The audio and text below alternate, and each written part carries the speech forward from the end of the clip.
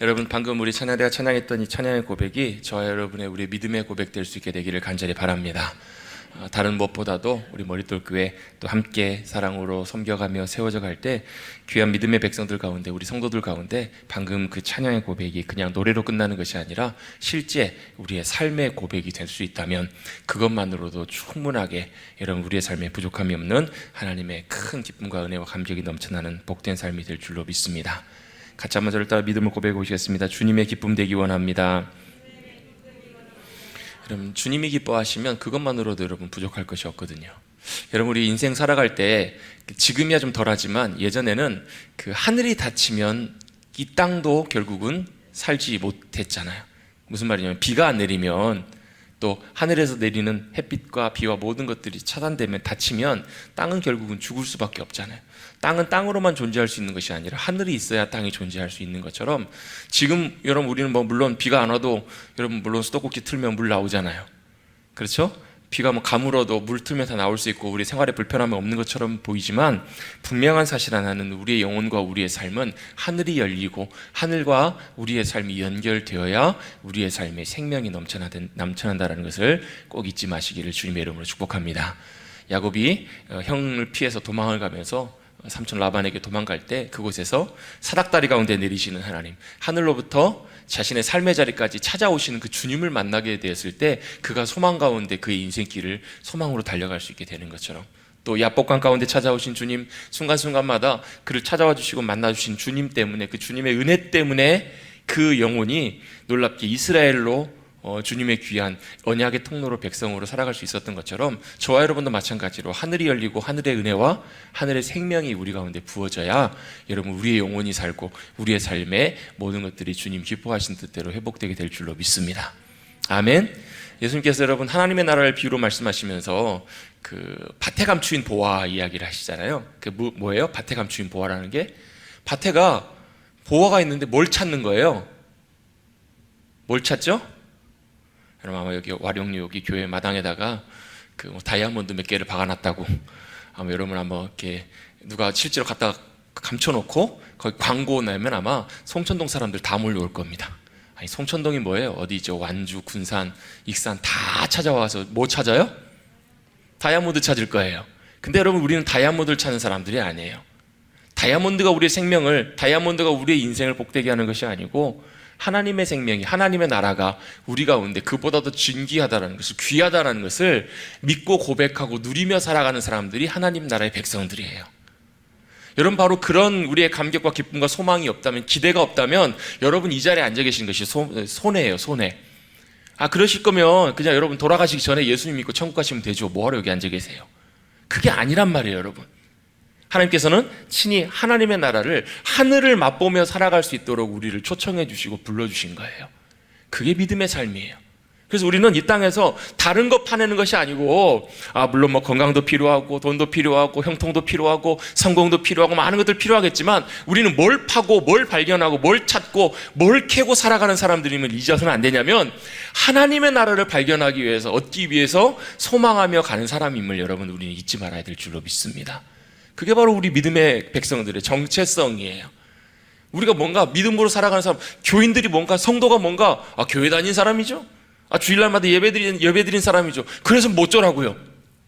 그게 뭐예요, 여러분? 그게 여러분 전부가 아니라 여러분 우리는 이 땅에서 살아가지만 하늘을 맛보며 하늘의 공급하심을 누리며 살아가는, 또 하나님의 나라를 캐올리며 발견하며 누리며 소망하며 살아가는 주님의 귀한 백성임을 잊지 마시기를 주님의 여러분 축복합니다.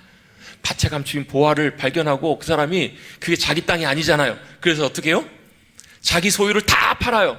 자기 갖고 있는 재산과 모든 것을 다 팔아서 뭘 해요? 그 밭을 사는 거예요. 그 밭에 뭐가 있기 때문에? 보화가 있기 때문에. 내 모든 소유와도 바꿀 수 없는 참된 값진 보화와 그 귀한 것들이 거기 안에 감춰져 있기 때문에 그걸 발견하기 위해서 모든 것을 다 바꾸고 그걸 사는 것처럼 여러분 우리는 하나님의 나라를 소망하며 그 나라를 누리기를 바라보며 그것을 얻고 누리며 살아가는 삶임을 여러분 꼭 기억하시기를 주님의 이름으로 축복합니다. 그래서 여러분 우리는 항상 우리의 영혼은 하늘을 향하여 있어야 돼요. 하늘을 향해서 열려 있어야 돼요. 아멘. 제가 지난주에 그 교회에서 1년 동안 많은 분들이 수고하셨고 고생하셨는데 장을 이제 담궈가지고 이제 그 장을 퍼 올렸어요. 된장을 마지막으로 이제 다 꺼내시고 다 마무리를 하셨는데, 저 어렸을 때도 이제 저희 할머니가 된장 담그시는 걸 옆에서 이렇게 봐오면서 얼핏 봤었는데, 그때는 다른 기억이 별로 없고 막 냄새 나는 거 막 방에다가 일부러 막 이렇게 덮어놓으시고 숙성시킬 때 잠깐 하실 때 보면 막 집에만 들어가면 온통 냄새가 나고 뭐 이런 것만 기억이 나지 정확하게 사실은 내용들을 하나하나 다 보지 못했는데, 제가 교회에 와서 우리 여전도회 회원분들께서 장 담그시는 모습을 보면서 야, 1년이 들어가는구나, 정말 많은 시간과 물론 땀과 수고와 노력도 들어가지만 세월도 들어가는구나 라는 것을 제가 보게 됐어요. 야, 꼬박 1년이 거의 걸리잖아요. 또 장 담그려면 이제 콩 나면 콩 가져다가 다 씻고 불리고 삶고 으깨고 빚어서 말리고 띄우고 소금에 절이고 담고 기다리고, 정말 많은 수고와 시간들이 많이 필요하잖아요. 근데 거기에 많은 세월들도 들어가는데 또 거기에 담겨 있는 것을 제가 이번에 하나 보게 됐어요. 뭘 보게 됐냐면 하늘이 담겨 있더라고요. 요즘 장독은 여러분 유리로 이렇게 그 뚜껑이 이렇게 위에가 오픈되어 있잖아요. 그 장은 1년 내내 뭘 보고 시간을 보내냐면 하늘을 보면서 시간을 보내더라고요. 장 안에 하늘이 담겨 있고 그 안에 세월이 들어가 있고 시간이 들어가고 그 안에 사랑과 헌신과 수고가 들어갔더니 맛있는 장이 담기는 것처럼, 여러분 그 장이 잘 숙성되는 것처럼 여러분 저와 여러분의 믿음의 삶도 시간이 지날수록 여러분 정말 귀한 맛을 내는, 깊은 맛을 내는 귀한 그리스도인의 맛과 향을 내는 귀한 장들이 되십시다. 장들이 되자고요. 대장이 아니라 된장, 간장 되자는 거예요. 뭐예요? 정말 오랜 시간, 여러분 된장, 간장들은 시간 뭐 며칠 사이에 되는 게 아니잖아요. 때때로 굉장히 오랜 시간이 걸려요. 하루아침에 우리가 예수님 믿고 한순간에 쏙뿅 변화되면 얼마나 좋겠어요. 근데 그렇지가 않아요. 굉장히 많은 시간들이 필요해요. 많은 시간들을 통해서 숙성되고, 여러분 숙성이라는 말을 바꿔보니까요, 성숙이 되더라고요. 그렇죠? 숙성의 시간들이 필요해요. 뭐가요? 우리의 믿음도요, 우리의 신앙의 삶도요. 오랜 시간 숙성되고 성숙하면서 그 과정들을 지나면서 뭐 하는 거예요? 옛 사람의 자아의 모습들은 벗어가고 거기에서 점점 뭐가 나기 시작해요? 된장 냄새가 나는 것이 아니라 예수 그리스도의 향기가 나는 거예요. 여러분 간장 맛이 나는 것이 아니라 누구의 맛이 나요? 이 땅에 빛과 소금과 세상의 생명이 되시는 예수 그리스도의 맛이 나는 그런 귀한 믿음의 백성들이 되어야 되지 않을까요? 아멘? 많은 시간도 필요해요. 많은 시간들이 지났을 때 저와 여러분의 삶을 통해서 예수 그리스도의 향기와 맛이 나는 귀한 믿음의 성도들이 되시기를 주님의 이름으로 축복합니다. 그래서 어떻게 해야 돼요? 하늘이 담겨야 된다니까요. 하늘을 향해서 믿음의 눈을 뜨시고 사모하고 구하셔서 하나님의 은혜가, 하나님의 생명이, 하나님의 영광이 저와 여러분의 심령 속에 임할 수 있도록 사모해야 되고요. 또 많은 시간의 인내들도 필요하더라는 거예요. 또 뭐가 필요한가? 가만히 봤더니요, 질서들이 필요하더라고요. 그냥 멋대로 되면 안 되고요. 아무거나 들어가면 안 되고요. 정말로 순서대로 필요한 것들만 딱딱딱딱 들어가야 돼요. 여러분 믿음의 삶도 성숙되어 가는 것도 그냥 시간 지난다고 믿음이 성숙되는 것이 아니라 어떤 일이 필요한가? 하나님의 질서, 하나님의 뜻, 하나님의 계획이 우리의 삶을 통해서 잠잠하게 우리의 삶이 순종함으로 맞춰져서 드려져야 그게 가능하더라고요. 다니엘의 예를 들어보면요, 다니엘은 뭐였냐면 느부갓네살 왕, 다른 나라에 포로로 잡혀가서 다른 나라에 포로로 살면서도 그는 하나님 앞에서 이렇게 뜻을 정합니다. 무슨 뜻을 정해요? 자기의 뜻이 아니라, 자기의 계획이 아니라, 자기의 생각이 아니라, 자기의 길이 아니라, 또 세상의 길이 아니고 세상의 뜻이 아니고 세상의 생각이 아니라 하나님의 뜻과 계획에 맞추기로 그렇게 작정하고 뜻을 정해요. 그게 뭐예요? 믿음의 순종입니다. 하나님이 기뻐하시는 원하시는 뜻에 내 삶을 맞추고 내 생각을 맞춰서 세상이 가는 대로 나가지 않고 하나님이 기뻐하시는 대로 나가기를 원하는 그러한 믿음의 순종을 통해서 놀라운 하나님의 함께하심과 역사하심을 경험하는 것처럼 저와 여러분의 삶도 믿음으로 순종함으로 잘 주님의 뜻 가운데 맞춰져서 썩어서 나는 냄새가 아니라 정말로 귀한 값진 아름다운 맛과 향을 내는 귀한 주님의 백성들 되시기를 주님의 이름으로 축복합니다. 그래서 여러분 믿는 그리스도인들에게는요, 주님의 향기가, 하늘의 영광과 향기가 나타나야 되잖아요. 여러분 저와 여러분의 삶 가운데 과연 그런 맛과 향이 나고 있는가? 여러분 한번 돌아보면서 우리 다시 한번 주님, 우리가 주님의 기쁨 되기를 원합니다. 주님, 우리의 삶과 모습을 통해서 주님이 귀하게 나타나시는, 주님의 영광이 나타나는 귀한 우리가 되기를 원합니다. 기도하며 나아가시는 저와 여러분 되시기를 다시 한번 주님의 이름으로 축복합니다. 그래서 야고보는 그 믿음은 실제 우리의 삶이라고 이렇게 표현을 합니다. 믿음은 그냥 말로만 믿는 것이 아니라 실제로 우리의 삶 가운데 순종함으로 나타나는 역사라는 거예요. 그래서 내가 믿는다고 하면서 행치 않으면 그건 진짜 믿음이 아니다. 내가 믿는다고 하면서 실제로 순종하며 따라가지 않는다면 그것은 믿음이 아니다. 마찬가지로 여러분, 우리의 삶에 왜 하나님 살아계신다고 하고 왜 하나님 전능하시다고 하는데, 왜 하나님이 신실하게 우리의 삶을 역사하시고 인도하시고 도우신다고 하는데 왜 그런 역사를 우리가 경험하지 못할까? 그 이유 중에 하나도 바로 뭐냐면요, 우리가 하나님과 그 핀트가 맞춰지지 않는 거예요. 실제로 믿는다고 하면서도 그 믿음의 초점이 우리의 삶을 통해서 맞아떨어지지 않을 때, 여러분, 저와 여러분은 예수 그리스도를 통해서 영원한 생명을 약속받고 선물로 받은, 여러분, 주님의 생명을 소유한 주님의 자녀들인 줄로 믿습니다. 어떻게 해요? 주님이 십자가에 죽으심으로. 저와 여러분이 죽어야 되는데 대신 예수님께서 우리를 위해 죽어주심으로. 옛날에 구약시대에 보면 하나님 앞에 믿음으로 나갈 때 제사를 드리며 나가잖아요. 제사를 지낼 때는 꼭 뭐가 필요했냐면 생명을 가지고 나갔어요. 양이든 소든 염소든 비둘기든 가지고 나가요. 그래서 제사를 지낼 때 어떻게 하냐면 그 양과 소를 죽여요. 죽이기 전에 꼭 하는 것이 있는데 안수를 하고 죽입니다. 왜 안수를 하는가? 내가 죽어야 되는데, 내가 이 죄 때문에 멸망해야 되는데 내가 죽는 것이 아니라 누가요? 양이, 소가 나를 위해서 대신 죽는 거예요. 내 죽음과 저주와 멸망과 모든 것들을 이 양과 소에 전가하고 이 양과 소가 죽음으로 말미암아 누가 죽은 거예요? 실제로는 내가 죽은 것과 마찬가지로. 그래서 여러분, 우리가 예수님을 믿는다는 것은 내가 죽고 내 안에 함께 하시는 주님이 사시는 것. 그래서 여러분, 우리 안에는 뭐가 있냐면 주님의 생명이 우리 안에 역사하십니다. 믿고 주님을 의지하고 주님을 영접하는 이들에게는요, 그 안에 뭐가 역사하시냐면 주님의 생명이 역사하십니다. 같이 한번 믿음으로 여러분 고백하실 수 있는 분들만 고백해 보십시오. 내 안에 주님의 영원한 생명이 역사하십니다. 함께 하십니다. 여러분, 다른 어떤 것보다 이 생명이 우리에게 소중한 이유는, 모든 것들은 다 없어지지만 이 생명이 여러분 우리 가운데 얼마나 큰 위로가 되고 소망이 되는지, 여러분, 그 어떤 것도 하나님의 생명을 이길 수 있는 것은 하나도 없습니다. 여러분, 우리가 생명을 볼 때마다 참 신비하잖아요. 저도 요즘 그 아이를 보면서 그런 느낌을 참 많이 들어요. 아, 참 신기해. 참 놀라워. 아, 참 얼마나 또 감격스러워 기쁜지 몰라요. 그냥 존재만으로도, 살아있는 존재만으로도 참 큰 기쁨이 돼요. 여러분, 하나님께서 보실 때 저와 여러분이 그런 모습이시라니까요. 하나님께서 저와 여러분을 보실 때 여전히 미숙하고 여전히 부족하고 여전히 모자라지만 우리 안에 뭐가 있음으로 말미암아? 생명이 있음으로. 그게 없으면 여러분, 저와 여러분은 그냥 흙에 불과해요. 흙. 왜요? 하나님께서 천지를 만드실 때 다른 것들은 다 말씀으로 창조하세요. 빛이 있으라, 또 궁창을 만드시고 하늘과 땅을 지으시고 그 안에 있는 모든 살아있는 동물들과 식물들 다 있으라 말씀하셨더니 말씀으로 다 모든 걸 창조하시니까 그대로 이루어지잖아요. 근데 유일하게 누구만요?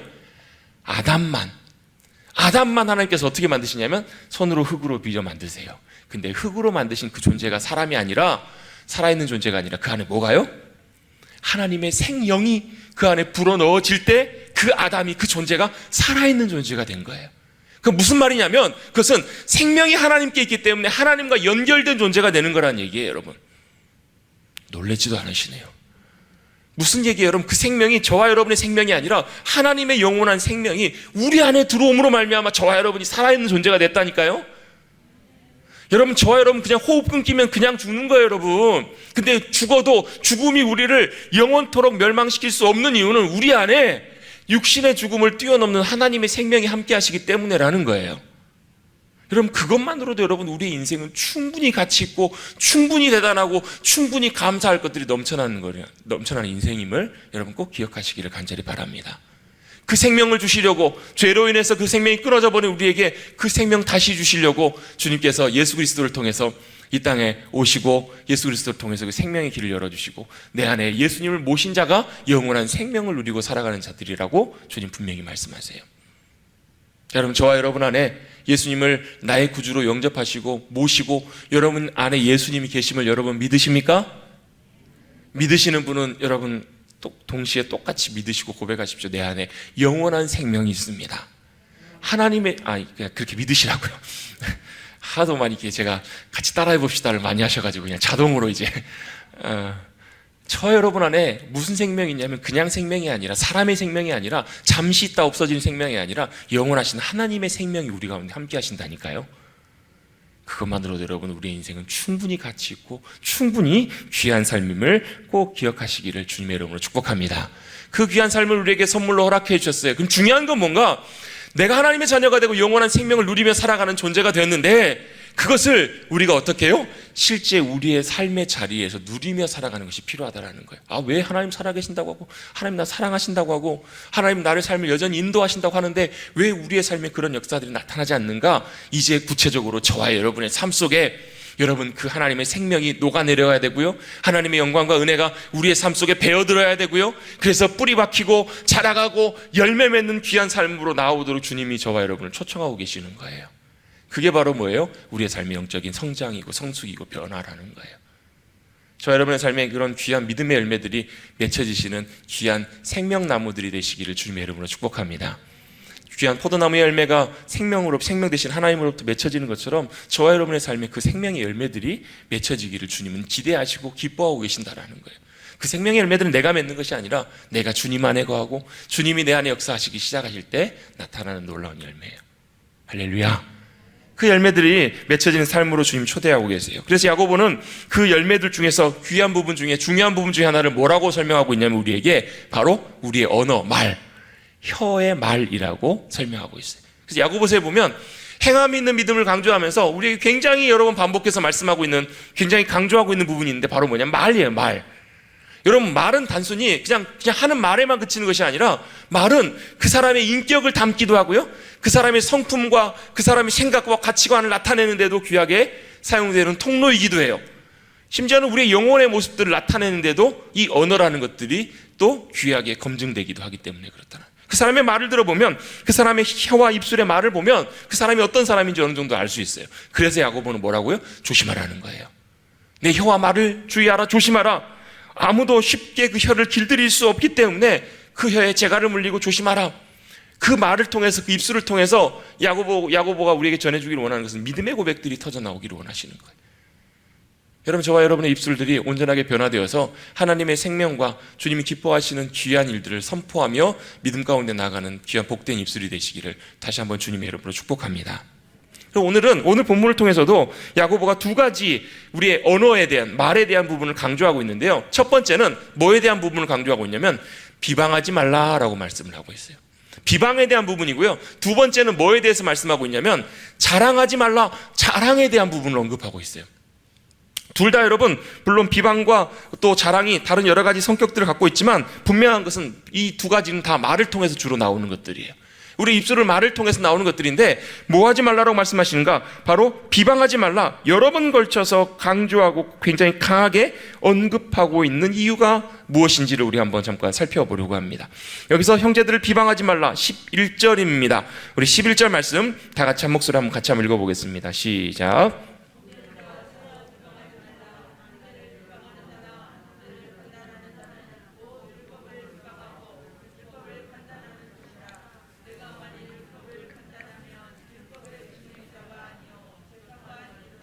아멘. 형제들아 서로 비방하지 말라라고 이렇게 말씀을 합니다. 비방하지 말라. 비방한다라는 말은 카타랄레오라는 그런 말인데요, 단순히 여러분 그냥 비방하는 것에서 그치는 것이 아니고 험담하고 욕하고 중상모략하고 깎아내린다라는 그 의미가 그 안에 포함이 되어 있습니다. 그러니까 비방하는 것은 그 사람을 자꾸 깎아내리는 거예요. 그래서 어떤 이런 경우에 이런 이제 비방의 의미가 이런 의미가 있습니다. 그 사람의 어떤 성격이나 행동이나 어떤 말이나 그런 면에서 무언가가 결함이 있고 문제가 있다라고 그렇게 자신이 판단함으로써 그 사람을 깎아내리고 감소시키고 심지어 경멸하는 것, 이걸 바로 뭐라고 하냐면 비방한다라고 이렇게 표현을 해요. 비방하지 말라. 근데요, 누구에게 이 대상을 얘기를 하고 있냐면 그 서두에 보면 형제들아 이런 말씀으로 이 말씀을 시작을 합니다. 형제들이 누구예요? 형제들이 저와 여러분 우리예요. 형제들이 누구를 말하는가? 여러분, 당연히 세상에서도 비방하는 것들은 그렇게 환영받지 못하죠. 당연히 여러분, 우리가 믿지 않는 사람들 중에서도 비방하는 것을 금지합니다. 그럼 옳지 않은 것들이니까. 그런데 그것보다 좀 더 중요한 의미가 있는데, 먼저 형제들끼리 믿음의 공동체 안에서, 교회 안에서 서로 깎아내리고 서로 약점이나 부족한 것들을 비방하고 함부로 판단하고 비난하지 말 것을 강력하게 말씀하는 이유는 왜 그렇게 할까요? 형제들 안에 그런 일들이 있기 때문에 그렇다라는 거예요. 형제들 안에, 성도들 간에, 바로 믿음의 교우들 안에서도 그런 모습들, 그러한 자세들이 있기 때문에 우리의 말과 나타나는 행동을 통해서 뿐만 아니라 우리의 생각과 마음을 통해서도 그런 일들이 있기 때문에 왜 비방하지 말아야 되는가? 왜 비방하고 비난하고 함부로 깎아내는 것들을 야고보는 강력하게 금지하고 있는가? 우리는 바로 한 피바다 한 몸 이룬 그리스도의 귀한 한 가족이기 때문에 그렇다라는 거예요. 여러분 옆에 계신 분들과 한번 인사 한번 나누겠습니다. 당신은 내 가족입니다. 당신은 내 가족입니다. 생김새도 다르고 모양도 다르고 마음에 들지도 않고 좀 괜히 불편해도 여러분 분명한 사실 하나는요, 한 피바다. 왜 한 피바다다라고 말씀하냐면 저와 여러분은 예수 그리스도의 피로 한 형제 자매된, 한 가족된 그리스도의 가족이기 때문에 그렇다라는 거예요. 여러분 보통 집에 가면 한 동기간이라고 표현하잖아요. 부모님으로부터 피를 받아서 부모님의 한 태어난 형제 자매들을 한 가족이라고 이렇게 표현을 해요. 그래서 한 피예요. 그런데 우리는 그리스도 안에서, 여러분 단순히 교회 와가지고 우리가 교회 머릿돌 교회 교인이 되고 다른 교회 교인이 되고 이걸 떠나가지고 우리는, 저와 여러분 이 자리에 있는 이유는, 저와 여러분 이 자리에 있을 수 있는 이유는 예수님의 십자가의 보혈의 피 때문에, 주님의 죽으심 때문에 우리가 이 자리에 있게 된다는 것을, 있게 될 수 있다는 것을 여러분 기억해야 된다는 거예요. 아멘. 저와 여러분이 예수 그리스도를 믿고 하나님의 자녀가 되는 그 순간에 예수 그리스도의 피가 우리에게 효험이 되고 능력이 되어서 우리는 뭐가 되는 거예요? 하나님의 자녀, 거룩한 백성이 되는 거예요. 같이 한번 고백하고 있습니다. 하나님 아버지를, 하나님을 아버지라고 부를 수 있는 귀한 자격과 특권이 예수님의 피의 그 놀라운 능력, 보혈의 은혜 때문에 그게 가능하다라는 거예요. 저와 여러분 안에는 피가 흐릅니다. 무슨 피가 흘러요? A형이 아니라 B형이 아니라 AB형이 아니라 예수님의 피가 우리 안에 흐르기 때문에 우리는 한 형제 자매라는 거예요. 한 핏줄이에요. 찬송가 220장에도 보면 그런 고백이 있잖아요. 한 피바다 한 몸 이룬 형제요, 친구들이요, 형제요, 가족들이요. 저와 여러분 한 피바다 한 몸 이룬 한 가족이라는 거예요. 여러분 제가 어렸을 때는 저도 잘 모르다가 제가 부모가 돼 보니까 그 모습이 보여서 참 마음에 좋지 않더라고요. 똑같이 태어난 저희 아이들인데 아이들끼리 서로 누군가 한 명 잘못해서 그랬겠죠. 아이가 한 명 잘못해가지고 다른 아이가 그 아이를 막 나무래거나 혼내거나 함부로 하거나 막 이렇게 하면 제가 마음이 참 좋지 않더라고요. 제가 마음이 참 씁쓸하고 좋지 않아요. 왜 그래요? 물론 이 아이가 잘못한 것은 맞겠죠, 객관적으로 보면. 근데 더 사실은 안 좋은 게 뭐냐면 이 아이가 잘못한 것보다 서로 비난하고 혈뜯는 이걸 통해서 결국은 누구를요? 누구 자식들이에요? 제 자식들이에요, 제 자식들. 누구 사실은 마음 아프게 하는 일이에요? 부모 마음 아프게 하는 일이라는 거예요. 여러분 형제에 대해서, 자매에 대해서 함부로 판단하거나 비난하는 일은 결국은 누굴요? 우리를 하나님의 자녀 삼아주시고 우리에게 놀라운 구원의 역사를 이루어주신 예수 그리스도의 그 구원의 능력을, 구원의 놀라운 역사하심을, 하나님 아버지의 아버지 되심을 여러분 우리가 깎아내리는 일이 될 수 있다는 거예요. 여러분 우리가 함부로 판단하는 것, 비난하는 것, 그것은 단순히 내 감정대로 내가 판단하고 비난하는 것에서 그치는 것이 아니라 결국 그것이 하나님께 대한, 하나님께서 이루신 놀라운 예수 그리스도를 통해서 완성하신 그 구원의 가치와 위대함들을 깎아내리는 일임을 여러분 꼭 기억하시기를 주님의 이름으로 축복합니다. 그래서 비난하고 비방하지 말라는 거예요. 함부로 판단하지 말라는 거예요. 또 단순히 이 비방이 비방으로 끝나는 것이 아닙니다. 성경에 보면 11절에 형제를 판단하거나 비방하는 자를 뭐라고까지 얘기하냐면 율법을 비방하고 율법을 판단하는 것이다 라고 이렇게 얘기를 합니다. 이 율법이라는 것은 작게는 모세오경, 처음에 창세기, 출애굽기, 레위기, 민수기, 신명기에 나와 있는 모세오경을 의미하기도 하고요, 성경 전체를 의미하기도 해요. 하나님의 말씀을 의미하기도 합니다. 우리가 함부로 비난하고 비방하고 판단하는 것은 하나님의 말씀을 판단하는 것이고 비난하는 것이고 비방하는 그러한 일들과 같기 때문에 비방하지 말라는 거예요. 뒷부분입니다. 11절 후반부의 말씀에 보면 내가 만일 율법을 판단하면 율법의 준행자가 아니요 재판관이로다, 이렇게 말씀하고 있어요. 하나님의 말씀 자체를 우리가 함부로 판단하거나 하나님의 말씀을 우리가 비난하고 어기는 것이 되기 때문에 그렇습니다. 레위기 19장 16절부터 18절 말씀에도 보면 이렇게 말씀합니다. 너는 내 백성 중에 돌아다니며 사람을 비방하지 말며 내 이웃의 피를 흘려 이익을 도모하지 말라. 나는 여호와이니라. 여러분 어떤 그런 사람들이 있나 봐요. 돌아다니면서 사람을 비방하는 사람들, 돌아다니면서 사람을 함부로 판단하는 사람들. 아주 오래전에 제가 한 목사님 얘기를 들었는데, 한 목사님, 미국의 목사님이 한 지역에서 이제 다른 지역으로 비행기를 타고 이동하시기 위해서 공항에 이렇게 앉아 계시는데 공항에 앉아 있다 보니까 워낙 많은 사람들, 다양한 사람들이 다 지나가잖아요. 그 보면 뭐 우리나라도 그렇지만 갈수록 그렇지만 미국 같은 경우에는 워낙 다양한 민족, 다양한 개성을 갖고 있는 사람들이 별의별 사람들이 다 있잖아요. 막 코 뚫고 뭐 입 뚫고 막 뭐 그런 것부터 해가지고 외형적인 모습부터 해서 아무튼 뭐 다양한 사람들이 다 지나가니까 목사님 한 번은 그냥 앉아 그 비행기를 기다리시면서 앉아 있다가 이 사람 지나가면서 저 사람은 저렇네, 저 사람 지나가면 저 사람 저렇네, 이런 마음이 들더라는 거예요. 그럴 수 있잖아요. 저 사람이 입은 옷이 어떻고, 뭐 패션이 어떻고, 뭐 화장이 어떻고, 뭐 저 사람 다니는 게 어떻고, 이렇게 다 판단할 수 있잖아요. 그런데 그런 마음 생각 갖고 있을 때 갑자기 마음속에 어떤 마음이 드냐면 이런 마음을 주시더라는 거예요. 하나님께서 만드신 하나님의 피조물을 네가 함부로 판단하지 말라. 이런 마음을 하나님께 주시더라는 거예요. 아니 여러분 당연히 그렇게 할 수 있잖아요. 그냥 뭐 사람이 느끼는 대로 판단하고 이렇게 할 수 있잖아요. 그런데 하나님께서 그때 그 목사님에게 그 마음의 자세에 대해서 하나님께서 정확하게 지적을 하고 계시는 거예요.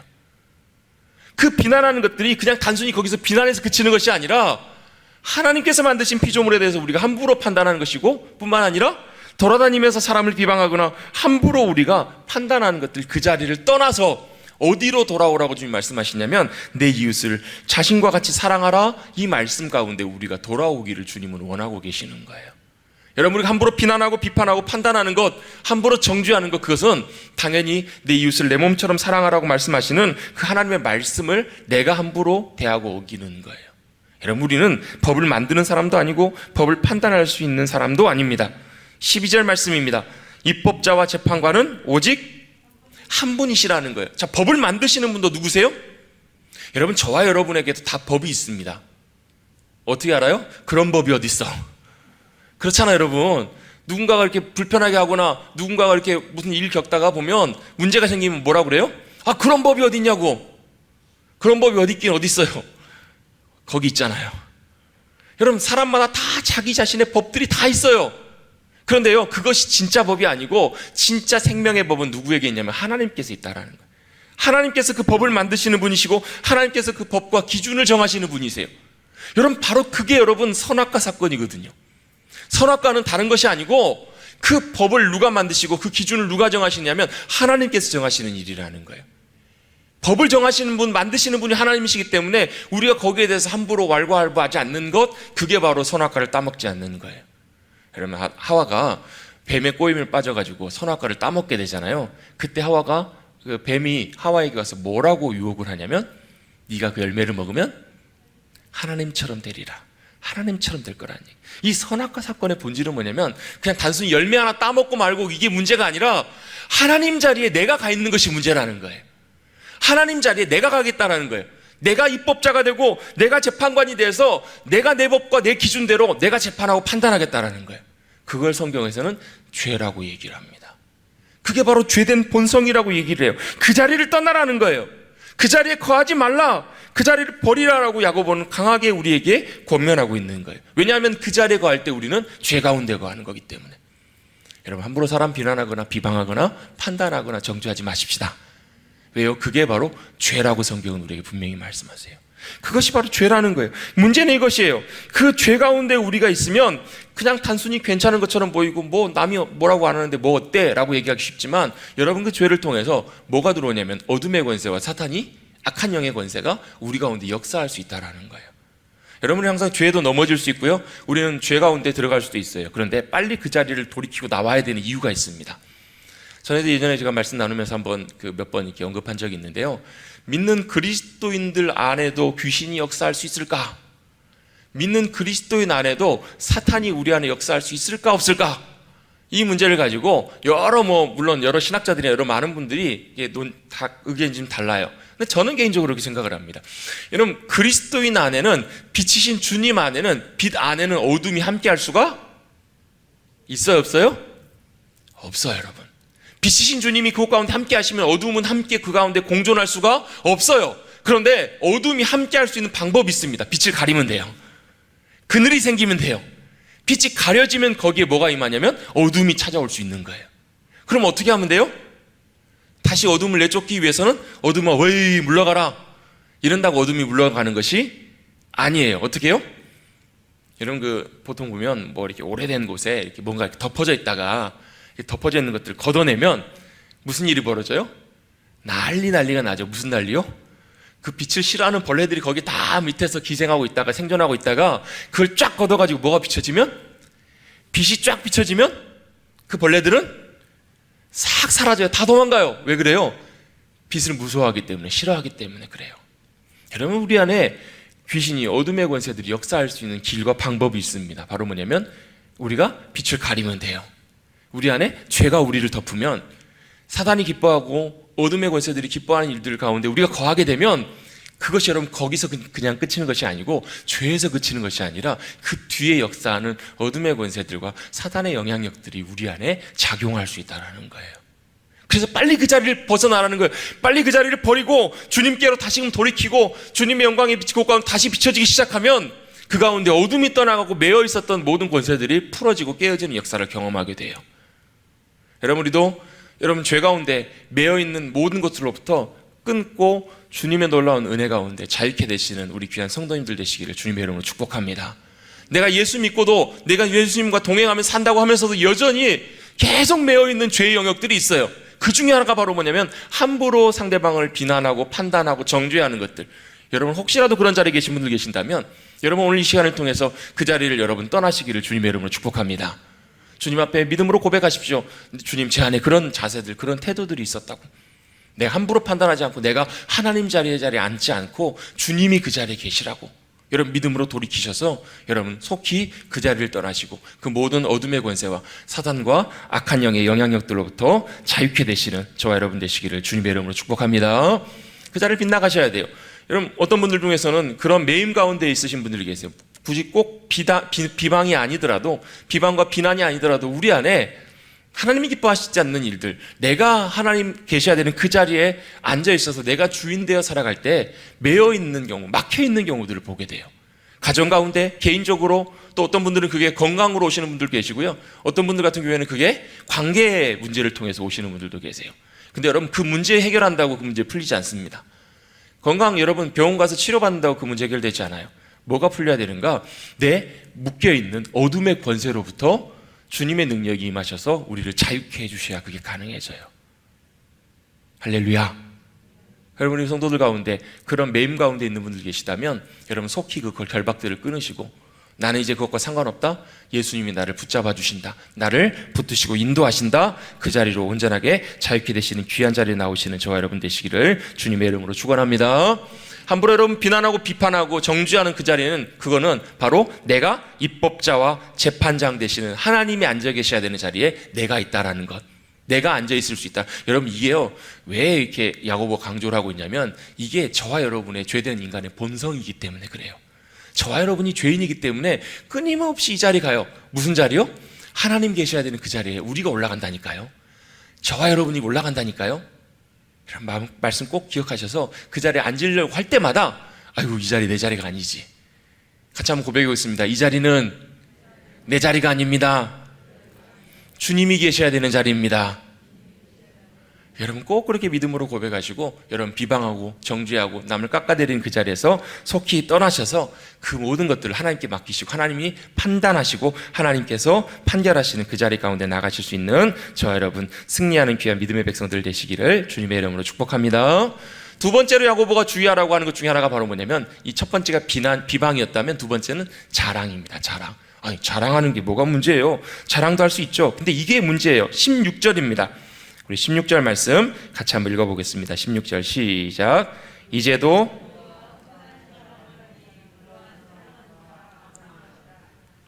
아멘. 뭘 자랑하냐면 허탄한 것들을 자랑한다는 거예요. 여러분, 자랑은 누가 하는 줄 아세요? 자랑은 누가 하세요? 자랑은요 손에 쥔 것이 있는 사람들이 자랑을 해요. 뭘 자랑하는가? 내가 쥐고 있는 걸 자랑한다니까요. 내가 붙들고 있는 것, 내가 쥐고 있는 것, 그것이 자기 손에 있고 그것이 내 것이라고, 내가 이루었다고, 내가 이것을 해냈다고, 내가 이렇게 대단하다고, 자기 손에 무언가가 붙잡혀 있는 사람, 뭔가를 붙잡고 있는 사람이 자랑을 해요. 그런데 여러분, 이 자랑이 위험한 것이 이거예요. 자랑은 내가 그걸 의지하고 있고 붙들고 있다라는 것과 같은 의미이기 때문에 그래요.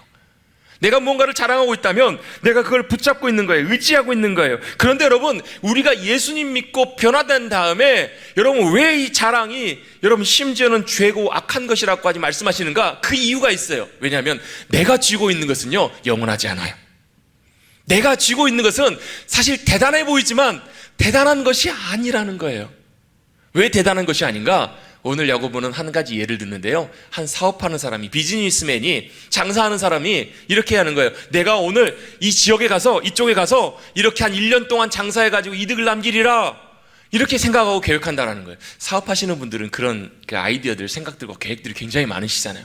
이렇게도 생각하고 저렇게도 계획하고 많은 계획들을 갖고 있어요. 근데 문제는 뭐예요? 그 내일이 누구 거냐는 거예요. 그 내일이, 그 앞날의 계획과 모든 것들이 누구 거냐는 거예요. 죄송하지만요, 그건 제 것도 아니고 여러분의 것도 아니에요.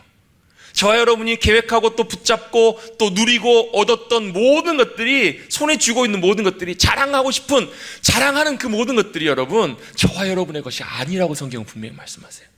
어리석은 자요, 내일 일을 우리가 알지 못하는 인생임을 너희가 모르느냐. 우리의 인생을 성경에서 뭐라고 묘사하고 있냐면 잠깐 보이다가 없어지는 안개와 같다, 이렇게 묘사하고 있어요. 저와 여러분의 인생은 잠깐 있다 없어질 수밖에 없는 연약한 인생이에요. 그러면 우리는 뭘 자랑할 것인가? 뭘 붙잡고 갈 것인가? 여러분, 영원토록 없어지지 않으시는, 우리의 능력이 되시는, 우리의 생명이 되시는 그 주님을 붙잡고 의지하는 것, 그것만이 우리의 유일한 자랑이 됨을 믿으시기를 주님의 이름으로 축복합니다. 여러분, 내일은요, 장래는 누구의 것이에요? 저와 여러분의 것이 아니고요, 장래는 주님의 것이에요. 주님만이 우리의 내일을 아시고 주님만이 우리의 앞날을 아시고, 여러분, 이 말씀은 계획하지 말라는 것이 아니에요. 아무 계획도 하지 말고 아무 준비도 하지 말라, 그런 의미가 아니에요. 여러분, 준비하고 계획하되 그 걸음과 모든 것들을 인도하시는 주님, 내일을 책임지시고 인도해 주시는 그 주님이 나의 주님이심을 믿고 고백하고 붙잡는 것, 그게 바로 진짜 믿음이라는 거예요. 그래서 뭘 선한 것이라고 하는가? 17절에도 보면 그러므로 사람이 선을 행할 줄 알고도 행하지 아니하면 죄니라. 이 선함이라는 것은 뭐냐면 내 앞날과 내 내일을 주님께서 친히 인도하시고 역사해 주실 거라는 것을 믿고 의지하는 믿음, 그리고 그 주님을 신뢰하며 그 주님을 붙잡는 것, 그 주님을 따라가는 것, 그게 바로 선함이라는 거예요. 여러분, 그래서 원래 믿는 사람들은, 그리스도인들은 내 장래와 앞날과 미래가 내 손에 달려있는 것이 아니라 누구의 손에요? 주님 손에 달려있다는 것을 믿는 사람들이에요. 그래서 내가 믿음 가운데 서보면 염려하다가도 아니지, 내일 일은 누가요? 주님이 책임지신다라는 것을 믿고 의지할 수 있기 때문에 진정한 주님이 주시는 평안과 기쁨과 평강 가운데 나갈 수 있는 것, 그게 바로 믿음의 삶의 모습들이라는 거예요. 여러분, 저도 목사지만 목회를 하면서도 그렇고 또 뭐 제 가정, 제 일상, 저의 앞날 모든 것들을 돌아놓고 보면서도 그렇고요, 때때로 그런 생각들이 들어올 때가 있을까요? 없을까요? 있어요. 염려가 들어올 때도 있고, 이거 이렇게 하다가 어떻게 하나? 이거 어떻게 해야 되나? 그런 생각들과 마음들이 들어올 때가 있어요. 그럴 때마다 우리는 잊지 말자는 거예요.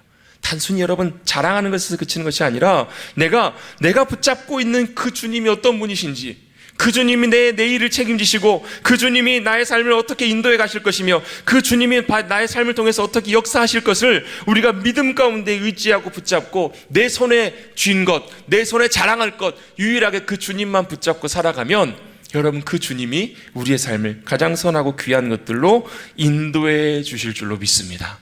그것을 믿는 것이 바로 믿음이라는 거예요. 자랑하지 말라는 것은 바로 이런 것입니다. 내일도 모르면서 뭘 자랑하느냐? 네가 지금 자랑하고 있는 그것이 내일도 있을 줄 아느냐? 그것이 너희 것이냐? 그것이 너희 것인 줄 아느냐? 착각하지 말라는 거예요. 그 모든 것을 책임질 수 있는 그 주님을 붙들고 그 주님을 자랑하시는 저와 여러분이 되셔야 될 줄로 믿습니다. 바로 그래서 하나님께서 때때로 그 주님만 믿음으로 붙잡고 의지하도록 우리에게 때때로 실패를 맛보게 해주실 때도 있어요. 때때로 어려움을 주실 때도 있어요. 뭘 하시려고? 야, 니네가 붙잡고 있는, 네가 붙잡고 있는 그것이 네 것이 아니다라는 거예요. 네가 붙잡고 있는 그것이 너를 붙잡아 줄 수 있는 줄 아느냐? 너를 보장해 줄 수 있는 줄 아느냐? 그게 아니라는 거예요. 그래서 사도 바울도 믿음으로 고백해요. 내가 자랑할 것은, 내가 자랑하고 의지할 것은 주 예수 그리스도의 십자가 외에는 결코 자랑할 것이 없습니다. 왜요? 그 주님이 내 내일을 책임지시고 내 삶을 책임지시고 내 가정을 붙들고 계시고 역사하실 것을 믿고 의지할 수 있기 때문에, 여러분, 우리 손에 쥐어진 것, 없어질 것 자랑하고 의지하지 마시고 영원토록 우리의 삶을 책임지시고 인도해 주실 그 주님을 붙드시고 그 주님으로만 유일하게 자랑하시는 저와 여러분 되시기를 주님의 이름으로 축복합니다. 아멘. 아무리 계획을 잘 세워도, 아무리 잘 준비를 해도 그것이 주님의 길과 뜻으로 열려지지 않으면 그것이 우리의 인생 가운데 아무런 의미가 없다라는 거예요. 여러분, 어떤 목사님이 그런 얘기를 하시더라고요. 상황이 나를 죽이는 것이 아니고 그 상황에 반응하는 나의 대응이 나를 죽이기도 하고 살리기도 한다고. 무슨 말이냐면, 어떤 일들이 생겼을 때 그 일들이 나를 죽이거나 없애거나 무너뜨리는 것이 아니라는 거예요. 그 일들이 생겼을 때 내가 어떻게 반응하느냐가 내가 죽기도 하고 살기도 한다는 거예요. 여러분, 내가 내 자신을 붙잡고 내가 자랑하고 내가 의지하고 있는 것들을 내가 붙들고 있으면, 여러분, 그런 일들이 생길 때 어떻게 반응하는 줄 아세요? 아이고 죽겠네, 이렇게 반응해요. 아이고 죽겠네. 여러분, 아이고 죽겠네 해보셨어요? 혹시 오늘 아침에도 오시면서 하시고 계신지 모르겠어요. 아이고 죽겠네, 그런 생각이 들 때가 있어요. 아이고 내 뜻대로 안 되네, 내 마음대로 안 되네. 그건 당연한 거예요. 그런데 내일 일도 알지 못하는 우리의 인생이지만 내일의 내 인생을 책임지시고 내 모든 것들을 붙들고 계시는 그 주님을 의지하며 믿음으로 그 주님을 신뢰하고 주님이 기뻐하시는 선하신 것들을 따라서 믿음으로 감사하며 나갈 수 있으면 그 주님의 인도하심이 나의 소망이 되고 나의 능력이 되고 나의 놀라운 삶의 은혜가 될 줄로 믿습니다. 그래서 반응할 수 있는 거예요. 어떻게 해요? 감사할 수 있어요. 그래서 어떻게 반응할 수 있어요? 그런 일들 속에서도 찬양할 수 있어요. 주님, 제 소망이 주님께 있습니다. 제 모든 기대가 주님께 있습니다. 그렇게 감사하며 나갈 수 있는 믿음의 백성들 되시기를 주님의 이름으로 축복합니다. 그래서 허탄한 것들을 자랑치 아니하고 헛된 것들을 의지하는 것들은 바로 자기 자신을 의지하는 것들, 자기 자신의 계획을 의지하는 것들은 성경은 악한 것, 죄라고 이렇게 말씀하고 있는 것을 기억하시면서 정말 주님이 기뻐하시는 선한 일들, 그 삶의 모습들로 주님 앞에 온전하게 드려지시는 저와 여러분 되시기를 주님의 이름으로 축복합니다. 오늘 말씀을 마무리합니다. 주님께서 두 가지, 야고보를 통해서 우리의 말에 관련된, 우리의 언어에 관련된 두 가지를 말씀하십니다. 비방하지 말라, 또 자랑하지 말라. 여러분, 비방하고 판단하는 자리에서 떠나셔서 하나님이 그 자리에 계시도록, 내가 하나님 자리에 차지하지 않도록 늘 경계하시고, 또한 우리가 자랑하는 것, 내가 자랑하고 의지하는 것들이 다른 것이 아니라 나는 주님밖에 자랑할 분이 없습니다. 이것이 그냥 말의 고백이 아니라 삶의 고백으로 나가셔서 주님께서 모든 결박을 푸시고 자유케 해주시는 그런 귀한 은혜와 생명을 맛보시는 저와 여러분 되시기를 다시 한번 주님의 이름으로 축복합니다.